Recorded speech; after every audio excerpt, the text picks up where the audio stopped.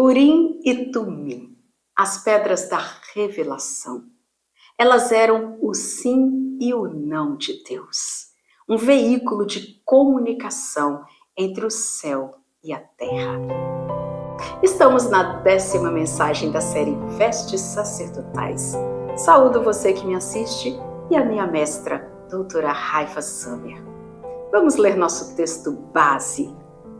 Livro de Êxodos, no capítulo 28, no versículo 30, que diz assim: Também porás no peitoral do juízo o Urim e o Tumim, para que estejam sobre o coração de Arão, quando entrar perante o Senhor. Assim, Arão levará o juízo dos filhos de Israel sobre o seu coração diante do Senhor continuamente. Essas pedras, elas representavam o sim e o não de Deus. Um veículo que Deus criou para que o homem pudesse saber qual seria a sua vontade. E como que acontecia? Numa necessidade, o sacerdote, ele usava dessas duas pedras e consultava a Deus qual era a vontade dele e jogava essas pedras.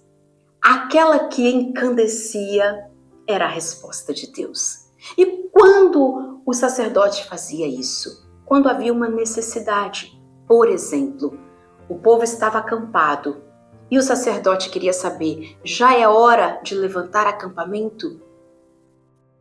Ele tinha que saber a resposta de Deus. E então usava as pedras, consultando a Deus. Uma necessidade, por exemplo, de um dos líderes da tribo, consultava-se as pedras. Então observa que essas pedras era uma maneira do homem perguntar qual a vontade de Deus. Porque o coração do homem, ele pode ser enganoso, mas Deus é aquele que conhece o profundo. Então as pedras dariam a certeza daquilo que teria que ser feito. Essa consulta daria certeza. Como diz, no Salmo, olha bem, no Salmo 139, por que eles consultavam? Porque se tivesse algo que não fosse reto nos caminhos daquela proposta, daquela situação, Deus iria dizer através das pedras. Então no Salmo 139, versículo 23 fala: Sonda-me, ó Deus, e conhece o meu coração, prova-me e conhece os meus pensamentos, vê se há em mim algum caminho mau e guia-me pelo caminho reto. E no livro de Provérbios, capítulo 16, também diz: o coração do homem pode fazer planos, mas a resposta certa vem dos lábios do Senhor. Por isso que se usava as pedras Urim e Tumim para saber então, esses meus planos, Senhor, os planos aqui dos meus pensamentos, é isso mesmo? E aí a resposta certa vinha da boca de Deus através das pedras. Mas havia uma advertência, como em tudo no tabernáculo. Vamos ler.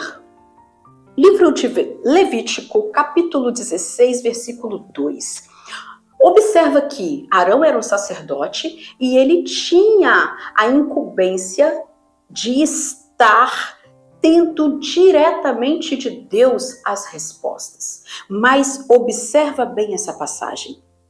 Então disse o Senhor a Moisés: Dize a Arão, teu irmão, que não entre no santuário em todo tempo, para dentro do véu, diante do propiciatório que está sobre a arca, para que não morra.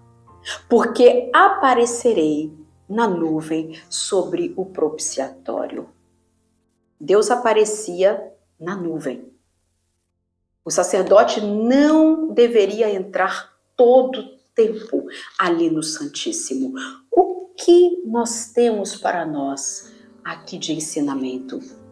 As pedras, elas existiam, mas não eram por qualquer motivo. Não era todo tempo que se ouvia a voz de Deus. Não era todo tempo que se pedia para que Deus falasse através das pedras ou no próprio Santíssimo, como alertou o Senhor.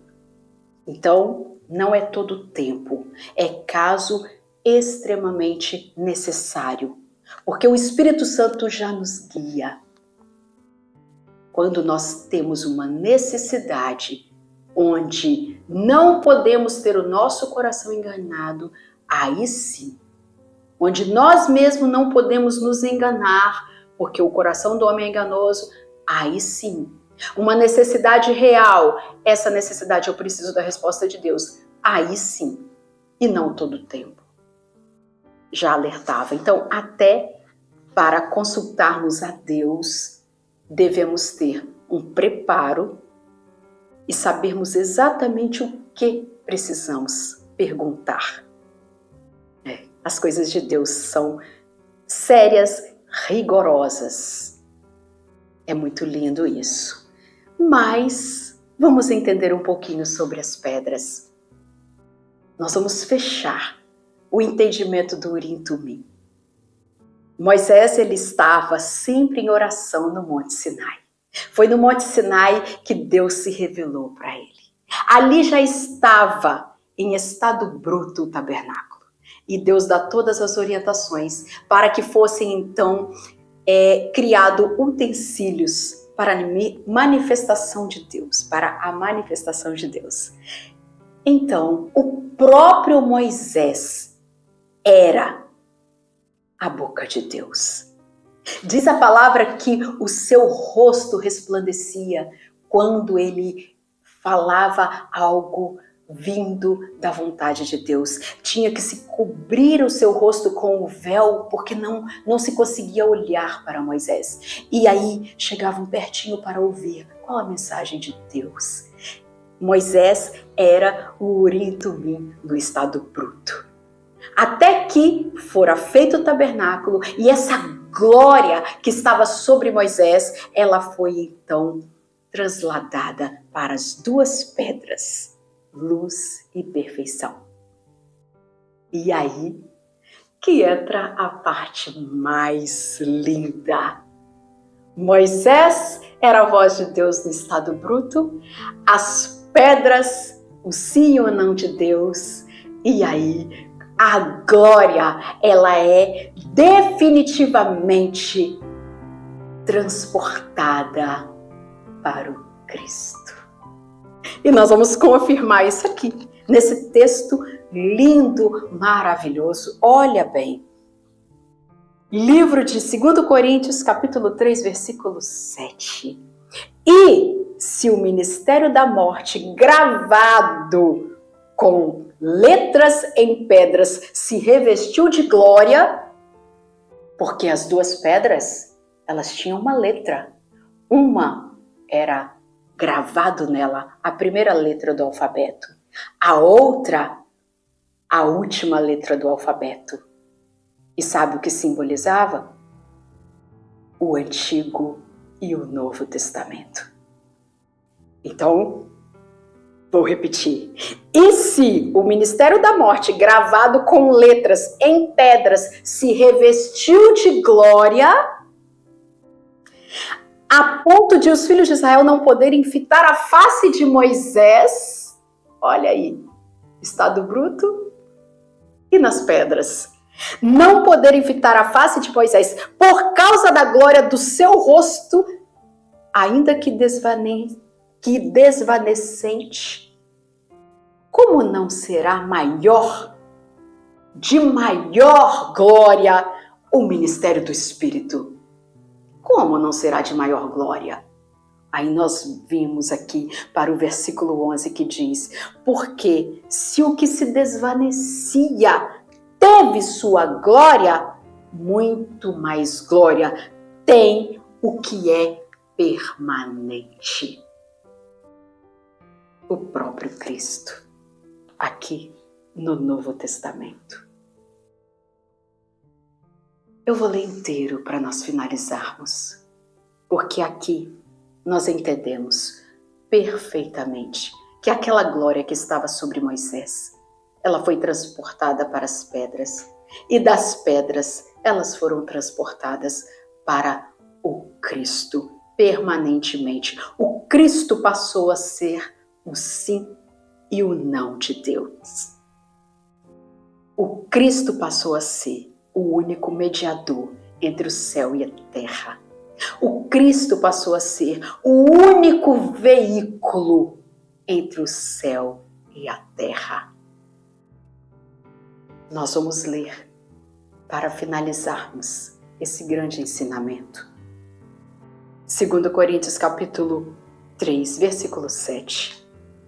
E, se o ministério da morte gravado com letras em pedras se revestiu de glória, a ponto de os filhos de Israel não poderem fitar a face de Moisés,